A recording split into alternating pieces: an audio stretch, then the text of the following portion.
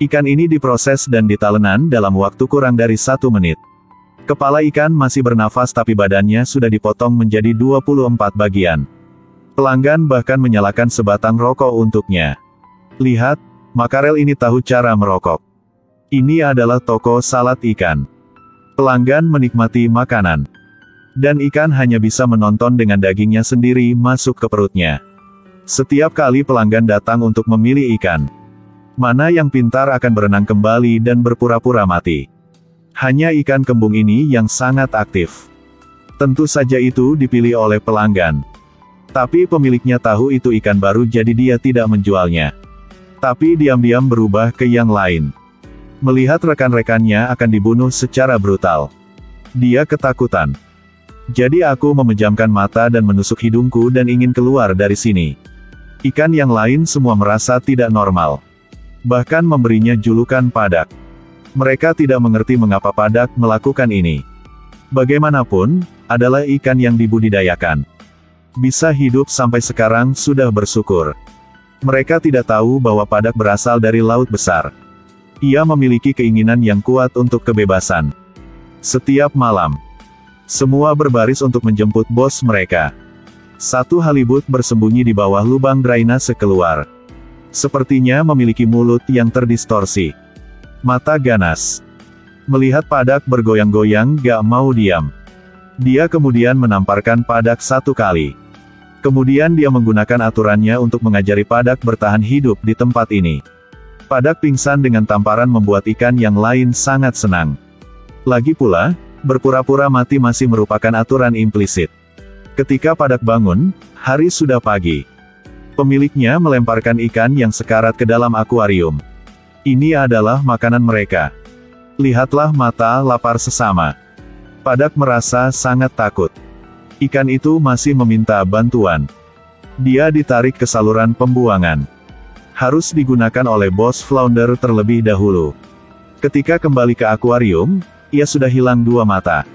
Darah langsung berceceran. Merangsang nafsu makan ikan lain.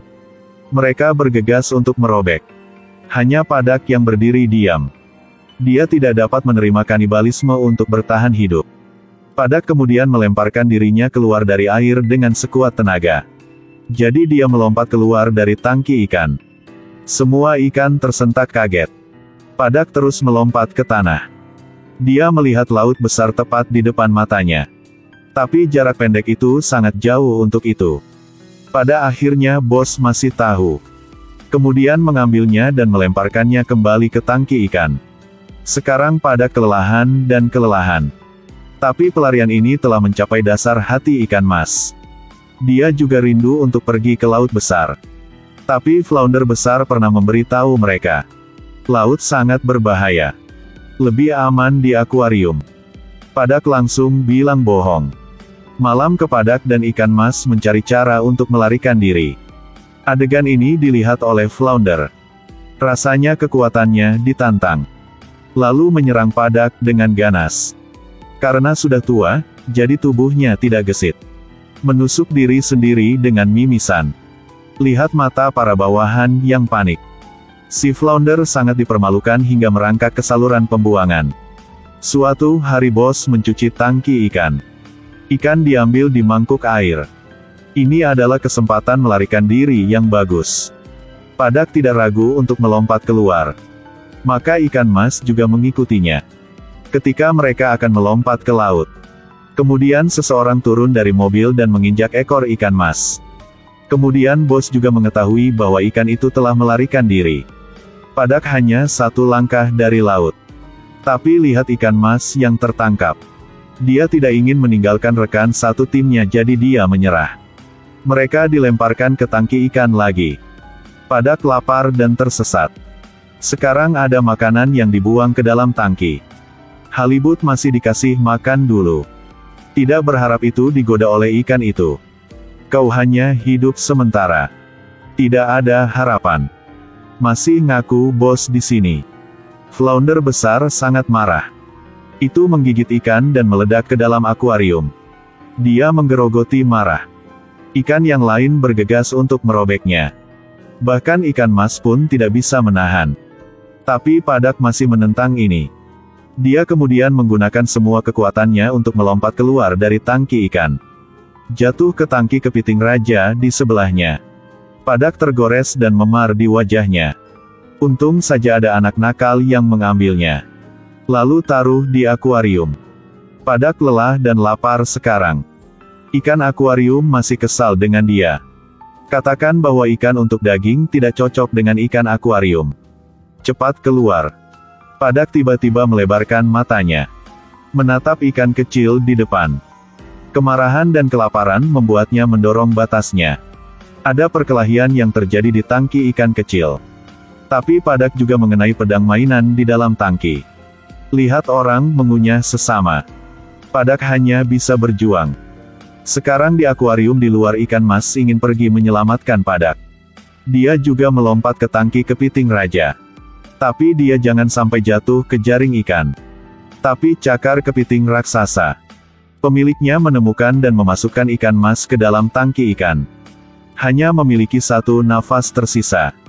Belut sial segera membuka mulutnya untuk menggigit. Tapi flounder besar tidak tahan dengan pemandangan ini. Dia mendapatkan kembali ikan mas di mulut belut. Dan letakkan di bawahnya untuk melindungi. Pada saat ini, Padak juga dilemparkan kembali ke tangki ikan. Melihat adegan ini pada waktu yang tepat, jadi dia salah memahami flounder. Dia sangat memilukan, marah, mengejar flounder di akuarium. Ingin membalas dendam untuk ikan mas. Tidak pernah berharap bahwa dua pelanggan memasuki toko dan mereka memilih untuk memenangkan flounder besar. Dia berbaring di talenan. Lihat teman dibawa pergi. Beberapa yang dimakan mentah, yang lain dibawa untuk membuat sup. Ada yang daging digiling. Ini adalah pertama kalinya flounder besar merasakan kematian begitu dekat. Dia memutar matanya dengan ngeri. Bos menajamkan pisaunya dan bersiap untuk menembak. Untungnya, pelanggan berubah pikiran untuk makan makarel. Jadi flounder besar bisa menghindari bencana. Tapi Padak menyebalkan. Dia dipotong menjadi 24 bagian dan diletakkan di atas piring.